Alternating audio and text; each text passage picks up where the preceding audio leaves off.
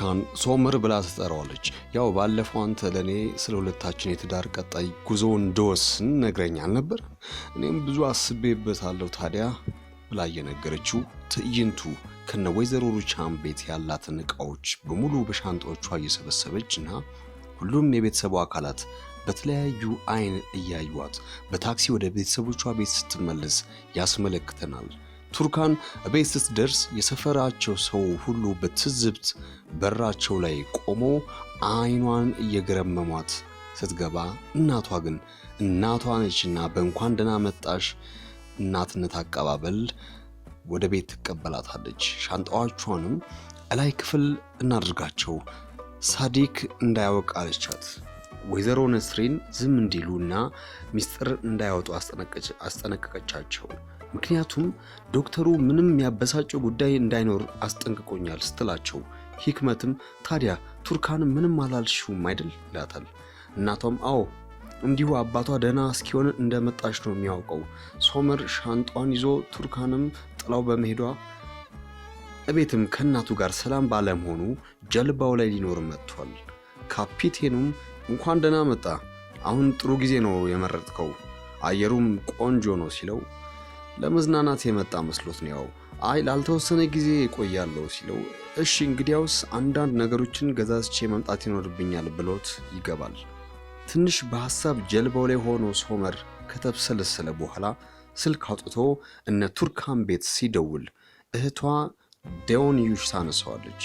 እሷም ሰላምታ ካቀረበላት በኋላ ቱርካን እንድታገናኘው ሲጠይቃት ቱርካን ደግሞ የለችም በይ ብላ ታሰኛታለች። ቱርካን በኬጅ ውስጥ ያለችውን ከትልቁም ቤት ይዛት የተመለሰችውን የትም ብትሄድ የት የማትለያትን ውዷን እያየች ስቅስቅ ብላ እያለቀሰች የተፈጠረ ባለው ነገር እየተብሰለሰለች ማዕድ ቤት ሆና ሰብስክራይብ አርጉ፣ ላይክ አርጉ ከወደዳችሁት፣ ለምትወዱት ሰው ደግሞ ሼር አርጉ። ስለምታበረታቱን እናመሰግናለን። እንመለሳለን። ቱርካን ማዕድ ቤት ሆና ድንገት እናቷ ነስሪን ስትመጣባት እንባዋን ለመደበቅ እየጠራረገች ዕቃ ቦታ ማስያዝ ትጀምራለች። እናቷም ይህንን ተረድታ ዕቃውን ተቀብላት ተይው ልጄ እዚህ የመጣሽው ትንሽ እንኳን ረፍት ለማግኘት ነው እንጂ ለመስራት አይደለም። ደግሞም በፍጹም እንዳታዝኝ እሺ፣ አባትሽም እንዳያውቅ፣ ጊዜ ማለፉ አይቀርም፣ ሁሉም ያልፋል። ነገሮች አሁን ላይ በጣም ከሯል። አቶ ኦዘርም እንደ ልጁ ልብሱን በሻንጣው እያዘጋጀ መኝታ ክፍላቸው ሚስቱም ፊት ለፊቱ እጇን አነባብራ እንደቆመች ልክ ልኳን ይነግራታል። ነግሬሻለሁ፣ አንድ ቀን ብቻሽን ትቀሪያለሽ ብዬ ነግሬሽ ነበር። ይኸው ከአሁን ጀምረሽ ከግድግዳዎቹ ጋር ማውራት ትችያለሽ ሲላት ተደናግጣ እና ምን እያደረግክ ነው ትለዋለች። ጥዬሽ እየሄድኩኝ ነው። አታስቀኝ፣ እኔ ለ30 ዓመታት አብረን ስንኖር ይህንን እንኳን አላደረኩም። ወይስ በዛሽ ማትረባ ቱርካን ድርጊት ምክንያት እሷን ቤቱን ትታ ስለወጣች እሷን ደግፈ ነው? ኦዘር ይመልሳል። በእርግጥ ቱርካን ጎበዝ ሴት ነች፣ እንዳልሹም አይኔን እንድገልጥ አድርጋኛለች። ይሁልሽ ቱርካን ለዚህ ቤት ጠብት ያህል ፍቅር ስላልነበረበት እድል ነበረች። ነገር ግን በአንቺ ስራ የተነሳ ቤቱን ጥላ ሄደች። በይ እንደፈለግሽ ቤቱን ፈንጭበት። ወይዘሮ ነስሪን ከጎረቤቷ ጋር ሆና የልጇን ዕዳ ለመክፈል እናቷንና የሰጠቻትን ጨምሮ ራሷ የገዛቻቸውን ወርቆች ከሳጥኑ ስታወጣ ልትሸጣቸው እንደሆነ እናም በዚህም የተነሳ ግማሾቹን ቱርካን ልጅ ስትወልድ አባቷ ሳዳይክ ያስቀመጠላት፣ ግማሾቹ ደግሞ ለሁለቱ ሴት ልጆቻቸው ዩኒቨርሲቲ ሲገቡ እንዲሆናቸው የነበረ ቢሆንም አሁን ልትሸጣቸው እንደሆነ ያሰበች ስታለቅስ ጎረቤቷ ታባብላታለች። ሁለቱ መሰሪዎች ገጥመዋል። ወይዘሮ ሩቻን ስልክ ትደውልና ለፋቲህ አሁንም ስምምነቱን በተመለከተ ሐሳብን አልቀየርክም አይደል ትለዋለች። አዎ ሲላት እንግዲያውስ ናና በዝርዝር ስለጉዳዩ እናውራበት። ደቂቃ ሳይፈጅበት እቤቷ ደርሷል። በእርግጥም ስትደውይልኝ ደስ ብሎኛል።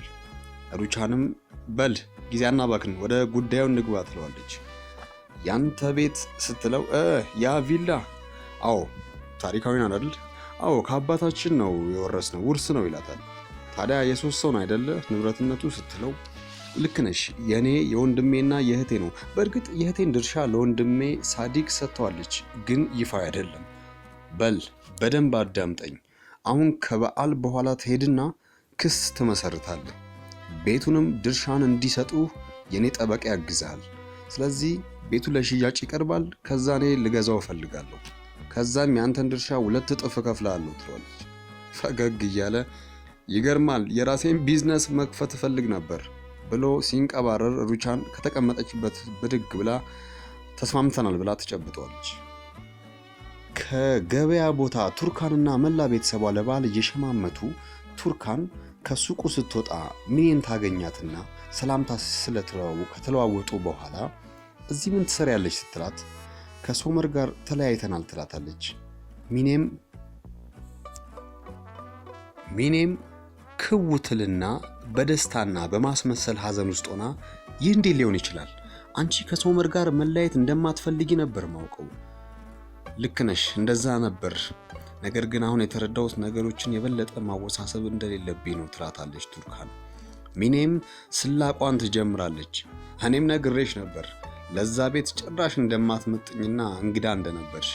የሶስተኛ ዓለም ሰው ነሽ የሆንሽው ለዛ ቤት። ለማንኛውም እንኳንም ወደ ቀድሞ ህይወትሽ ተመለሽ፣ ይገርማል ብላት ትሄዳለች። አባት ኦዘር ቀጥ ብሎ ልጅ ወደሚገኝበት ጀልባ ሲመጣ እናያለን። ሶመርንም ሲያገኘው አዎ አልተሳሳትኩም ማለት ነው ይለዋል። ሶመርም መልሶ አዎ በትክክል የመጨረሻው መዳረሻ እዚህ እንደሚሆን ታውቃለህ። ኦዘርም ውስጥ ምግብ እየሰራ የሚገኘውን የመርከቡን ዘዋሪ ሲመለከት እንደማየው እዚህ ዘለግ ላለ ጊዜ የምትቆይ ይመስላል። ሶመርም ይመስለኛል፣ እንደዛ ጥሩ የሚሆን ይመስለኛል፣ ትንሽ ሳልቆይ አይቀርም እያለው ላይ ወጥተው እንዲቀመጡ ይጋብዟል። ተቀምጠውም አባዬ አንተም ሆቴል ገባ አይደል? ግን ምቾት ይሰጣል? ሆቴል ፍቃደኛ ከሆንክ እዚህ አብረን መቆየት እንችላለን ይሏል። አይ አንተ እዚህ ጥሩ ጊዜ የራስን ውሰድ፣ ተረጋጋ፣ እኔም ከበዓል በኋላ ጀንድ ወዳለው ቤት እገባለሁ ብሎ ይመልስለታል። አሁን ከምሽ የአቶ ሳዲቅ ቤተሰቦች ራት እየተመገቡ ተሰብስበው ሳለ ስልክ ይጮሃል። ዴሪያም እኔ አነሳዋለሁ ብላ ወርዳ ታነሳዋለች። ሄሎ ስትል ሶመር ነው የደወለው። እህትሽን ቱርካንን ላገኛት እችላለሁ ይላታል። ዴሪያም ተናዳ አይ እሷ አንተን ልታናግራ አትፈልግም ስትለው ጮክ ብሎ እባክሽ በጣም ለአስፈላጊ ጉዳይ ነው የደወልኩልሽ ይላታል። ሞጥሟጧም ዴሪያ ለእኔም እህቴ በጣም አስፈላጊ ነች እሺ ትለውና ትዘጋበታለች። ከእራቱ በኋላ የነስሪን የልብ ሰው ኔዛት ወደ ሩቻን ደውላ የቀረ ወርቅ አሁን እኛ ጋር አለ፣ በተመቸ ሰዓት ላመጣልሽ ይችላለሁ ትላታለች ለሩቻን።